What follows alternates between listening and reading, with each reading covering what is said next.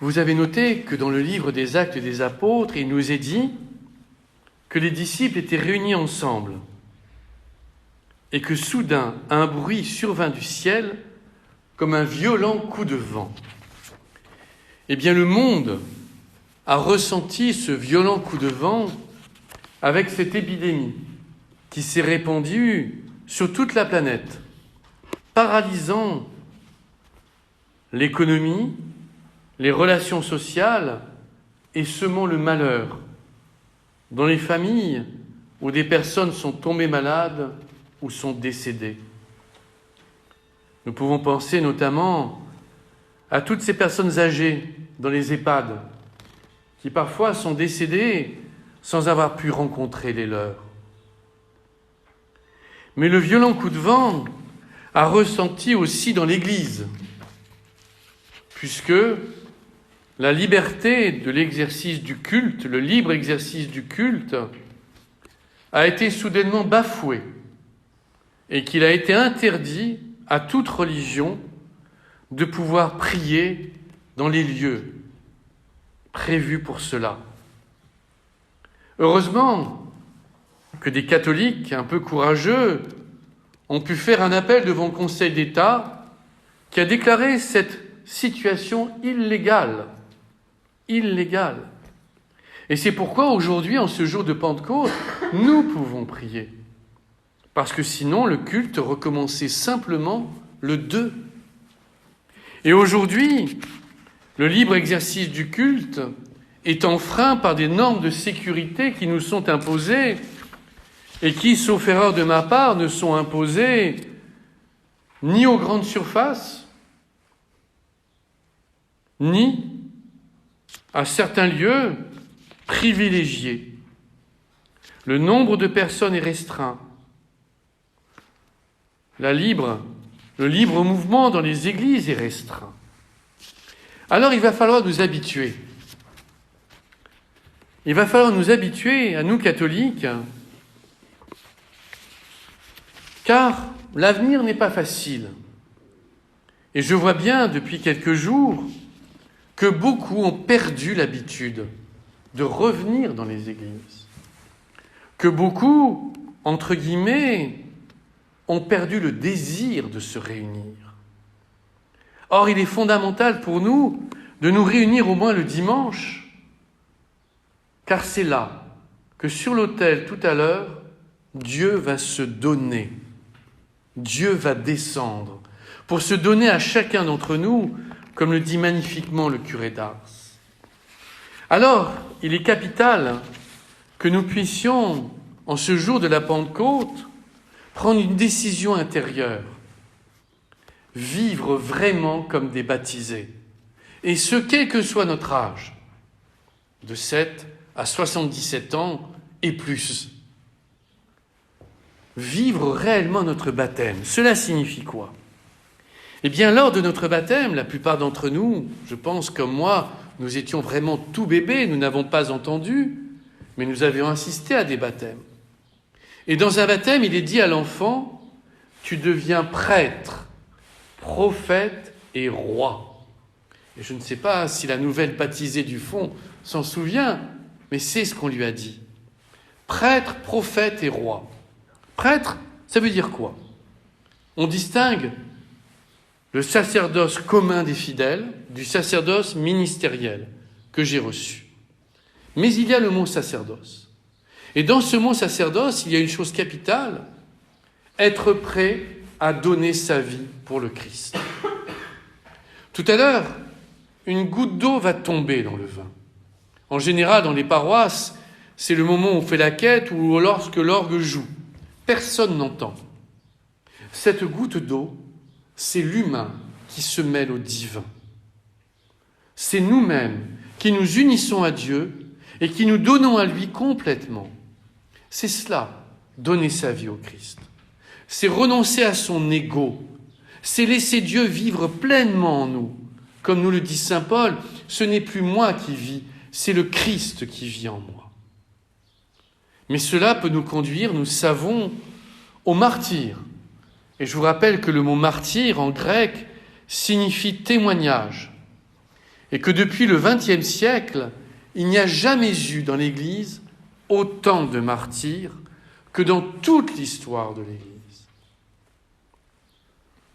La deuxième chose qui nous a été dite au baptême, tu deviens prophète.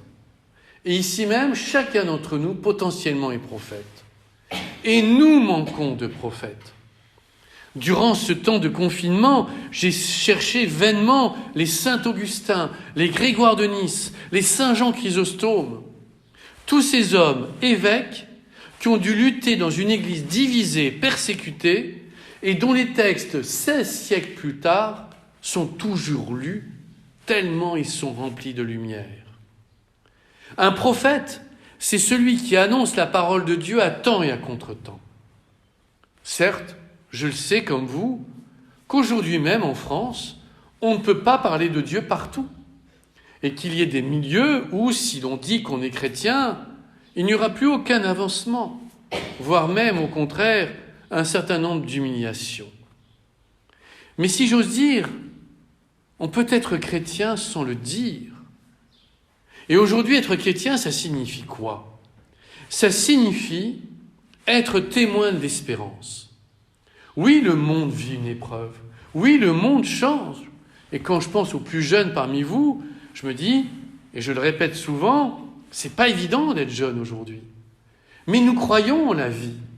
Il y a l'hiver où tout semble mort et le printemps où tout renaît. Différemment peut-être. Mais les choses sont constamment en train de naître. Arrêtons de dire ou de faire croire que demain sera tellement sinistre qu'il faut nous préparer au pire. Non, nous avons besoin de gens remplis d'espérance. Et cette espérance, nous l'avons en Jésus-Christ. Et c'est pourquoi il est capital de croire que l'Esprit Saint en nous fait naître à chaque instant.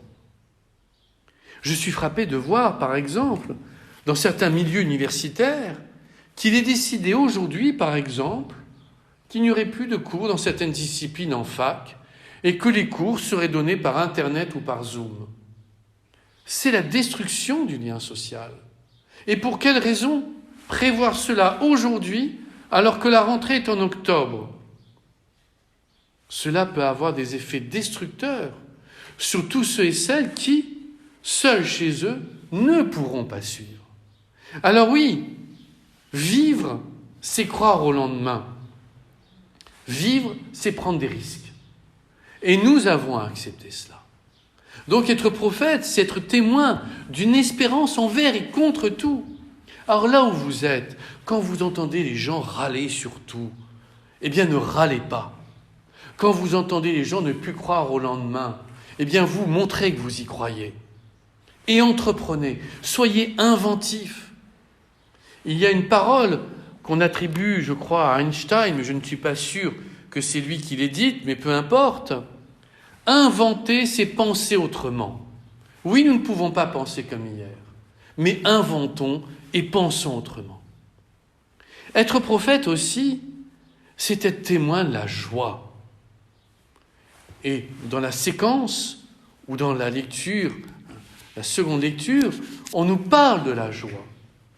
Et la joie pour nous chrétiens ne dépend pas de l'extérieur. Elle ne dépend pas de ce qu'annonce BFM TV ou de ce qu'annoncent les réseaux sociaux. La joie, on l'a en Jésus-Christ. Et la joie nous vient de l'Esprit Saint. Et aujourd'hui, le monde a besoin de joie. Il a besoin de personnes attentives les unes aux autres, qui justement donnent de la joie aux autres. Beaucoup de gens, et c'est un euphémisme, ne vont pas bien. J'en suis conscient. Mais justement, nous chrétiens, en nous ancrant sur Jésus-Christ, nous pouvons être témoins de l'espérance et de la joie. Être prophète, c'est aussi être témoin de la paix. Et d'ailleurs, je suis frappé, et cette année, ça m'a frappé plus que les autres années. Avant d'envoyer l'Esprit Saint sur ses disciples, le Christ dit « La paix soit avec vous ». Comme si l'Esprit Saint ne pouvait être reçu que si nous étions en paix, comme un préalable. Eh bien, le monde a besoin de paix. On le voit bien. Émeute aux États-Unis, émeute dans d'autres pays. Et dans notre Église, certains se livrent avec délectation au pugilat réciproque. Non, nous avons à être artisans de paix. Et être artisan de paix, c'est accepter notamment que l'autre pense autrement que nous. Et oui, tout le monde ne pense pas comme nous. Mais être en paix avec les autres, c'est accepter que l'autre puisse penser différemment. C'est pouvoir exprimer ce que nous avons envie d'exprimer en le faisant de manière adaptée. Donc être prophète, c'est être témoin de l'espérance, de la joie et de la paix. Enfin, au baptême, il a été dit que nous devenons des rois, des reines aussi. On ne le dit pas comme ça, mais tu deviens prêtre, prophète et roi. Ça veut dire quoi ? Eh bien, ça veut dire que nous allons gouverner notre vie avec le Christ. Que nous allons gouverner notre vie à l'intérieur de nous-mêmes et autour de nous avec le Christ. Le Christ est le seul roi, mais avec lui nous gouvernons. Ainsi, cela signifie pardonner à ceux qui nous font du mal. Cela signifie ne pas juger. Cela signifie, entre autres, faire aux autres ce que l'on aimerait qu'on nous fasse. Cela signifie aussi d'aimer ceux qui nous persécutent. Vous le voyez, le chantier en cette nouvelle Pentecôte est vaste, mais magnifique. Alors oui, aujourd'hui, alors que le Christ a envoyé, il y a 2000 ans, l'Esprit Saint dans le monde, soyons des chrétiens debout. Sachons être prêtres, prophètes et rois. Alors, j'en suis certain, le monde de demain sera magnifique. Amen.